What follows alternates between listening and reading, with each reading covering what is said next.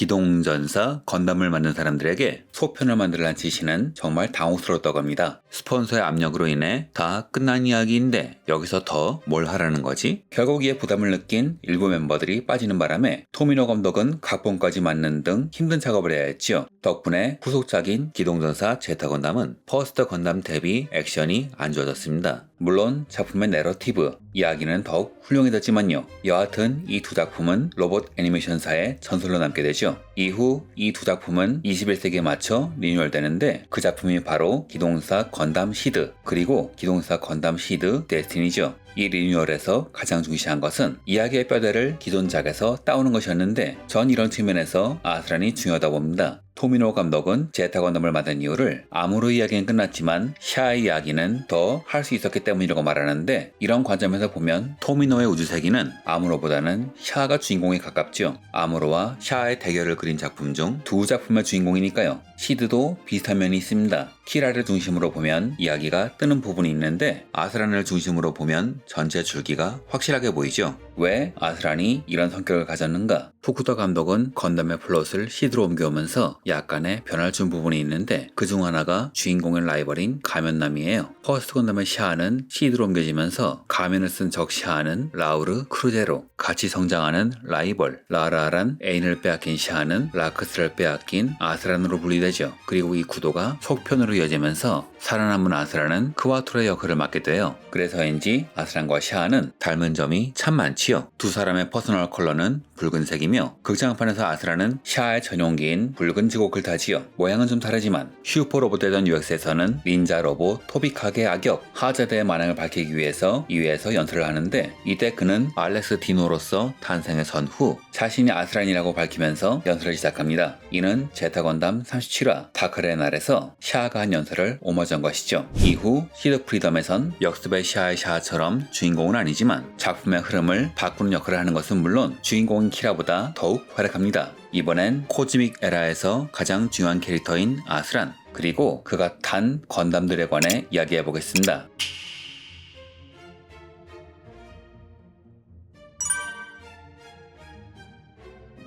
어떤 작품에서 캐릭터가 잘 살아나기 위해선 반드시 거울과 같은 라이벌이 필요합니다. 그래서 히트했던 로봇물에는 100% 라이벌이 존재하지요. 아무로에겐 샤가 있었고 르르쇼에겐 스완용이 아니라 사쿠가, 세츠나에겐 그람이 있었고 카뮤에겐 제리드? 기동전사 건담 시드의 주인공 키라의 라이벌 아스란자라는 이 역할을 아주 잘 해냈습니다. 키라를 잘 살려주는 것을 넘어 캐릭터의 매력도 뛰어나기에 여성 팬도 아주 많죠. 그 인기의 요인은 무엇일까요? 작품 내에 나온 캐릭터 중 가장 입체적이라서가 아닐까요? 주인공 키라는 처음엔 응석바지랄까 철이 좀 없었지요. 반면 아스라는 자신의 감정을 잘 표현하지 못하지만 어른스럽고 정이 많기에 그런 키라의 성격을 잘 받아줬습니다. 하지만 아스라는 완벽한 캐릭터가 아니에요. 당장 팀원들과도 충돌이 잦았죠. 매사에 온화한 니콜과는 사이가 좋았으나 호전적이며 직설적인 이자크와는 사이가 안 좋았어요. 특히 이자크의 자존심을 건드리는 부분이 있었는데 바로 그들의 출생 배경입니다. 자포트의 5 파일럿은 코디네이터, 유전자를 편집해서 만든 일종의 디자인 베이비들이죠.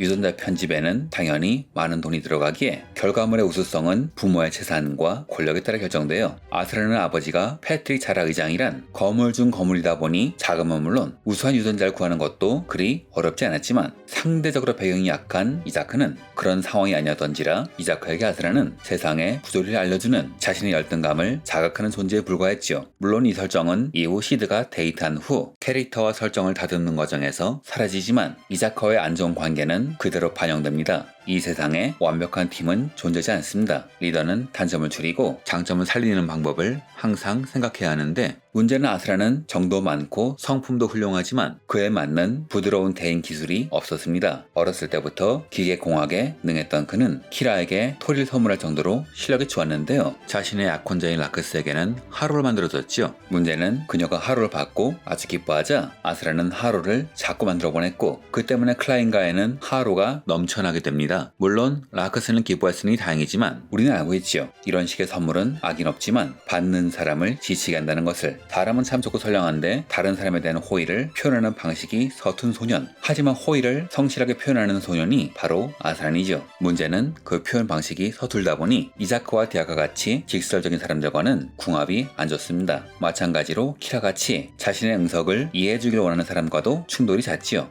키라 같은 성격은 라크스같이 무슨 이야기를 하든 끄덕끄덕하며 잘 들어주는 사람과 맞거든요. 이런 부분 때문에 아스란은 훗날 키라와 신과 갈등을 일으키게 됩니다.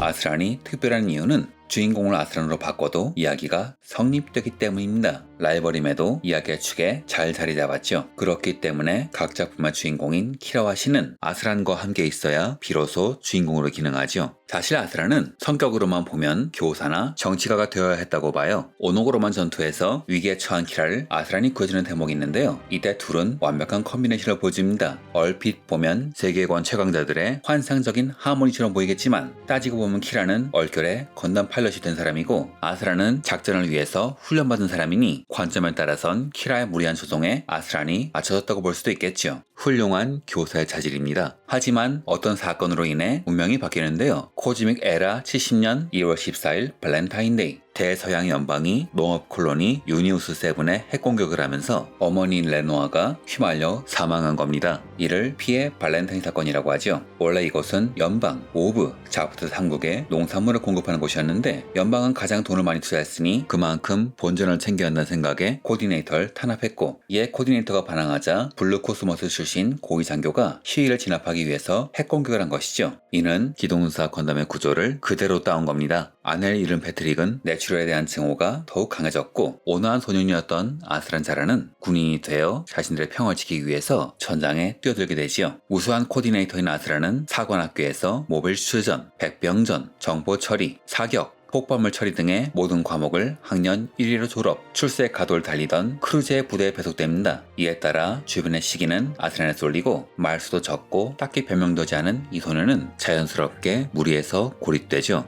게다가 여기 불을 지피는 요인도 있는데요. 아스란은 자기가 주변 또래보다 성숙하다 생각합니다. 보통 이런 사람들은 성실하면서 이타적인 부분이 있는데 그 때문에 무의식적으로 남을 가르치듯 말하는 경우가 많죠. 가뜩이나 마음에 안 드는 녀석이 이상하게 어조가 가르치는 조라면 특히 이자카와 디아카의 성격을 생각해보면 충돌이 일어날 수밖에 없습니다. 만약 니콜이 아니었다면 아스란은 정말 힘들었겠죠. 코즈믹 에라 71년 1월 24일 크루즈대는 신형 모빌슈트가 롤 아웃됐다는 정보를 입수하고 5명의 대원을 투입하여 이를 탈취하려고 합니다. 여담이지만 아스란은 자폭을 많이 하기로 유명하죠. 이지스는 스트라이커와 자폭했고 저스티스는 제네시스 안에서 자폭을 하지요. 시드의 제작진이 과거 건담 시리즈에서 많은 것을 따왔다는 걸 감안하면 5기의 미소년 건담 파일럿의 컨셉이 건담 윙의 5 꽃돌이에게서 따왔다는 걸 감안하면 자폭이라는 요소도 여기서 따온 게 아닌가 합니다. 여하튼 꽃돌이들은 헬리오폴리스에서 건담을 강탈하는 데는 성공하지만 여기서 작전에 차질이 생기죠. 아스란은 여기서 어렸을 때의 친구인 키라와 제외하는데 그의 정많은 성격 때문에 스트라이크를 빼앗겨버립니다. 이후 내추럴이 파일럿이라면 나올 수 없는 스트라이크의 움직임을 보고 아스란은 키라가 조종한다는 걸 알았지만 헬리오폴리스의 상황이 상황인지라 일단은 철수하기로 합니다. 이지스 건담은 지휘관기로 개발된 기체로 크루즈대의 현장 지휘관인 아스란의 전용기이죠. 이름의 유래는 그리스 신화에 나오는 신의 방패를 영어로 읽은 것으로 또 다른 이름은 아이기스라고 합니다. 변형 능력, 내부에 장착된 복렬 위상 에너지 포인 스큐일라의 높은 화력 때문에 눈치채기 어렵지만 머리에 있는 센서를 활용한 통신, 분석 능력이 이지스의 본질이죠. 다른 기체들과는 달리 X300 계열의 가변형 프레임을 쓰므로 변형할 수 있으며 덕분에 기동성과 변명성이 높습니다. 지금이야 스트라이크 건담이 반다이 최고의 효자 상품이지만 사실 저같은 골수 건담 팬들이 제일 주목한 것은 스트라이크가 아니라 이지스였어요.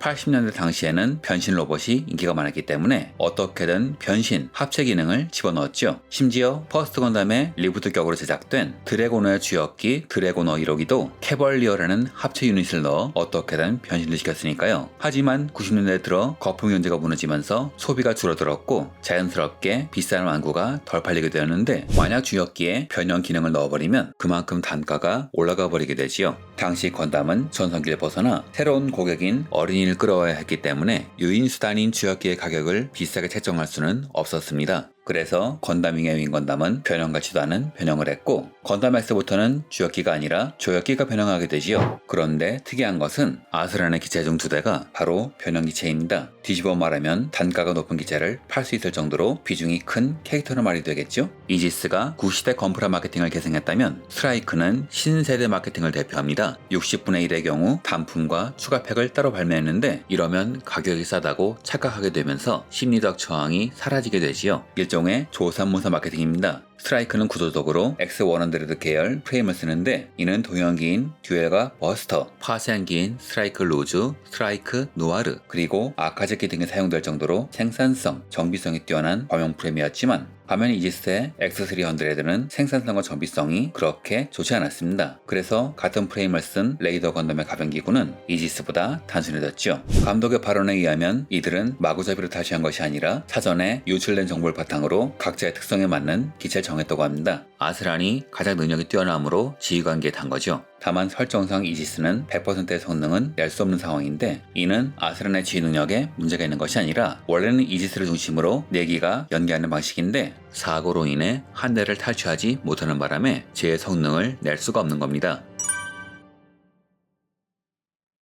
미겔은 스트라이크의 탈취에 실패하고 결국 스트라이크는 친구인 키라가 타게 됩니다. 이렇게 그 둘은 적이 되었으며 이후 그들의 임무는 스트라이크의 노예 혹은 파괴로 바뀌죠. 아스란에겐 참 곤혹스러운 상황이군요. 자, 아스란 자라의 건담 1편은 여기서 마칩니다. 좋아요, 구독 부탁드리며 다음 편도 잘 부탁드립니다.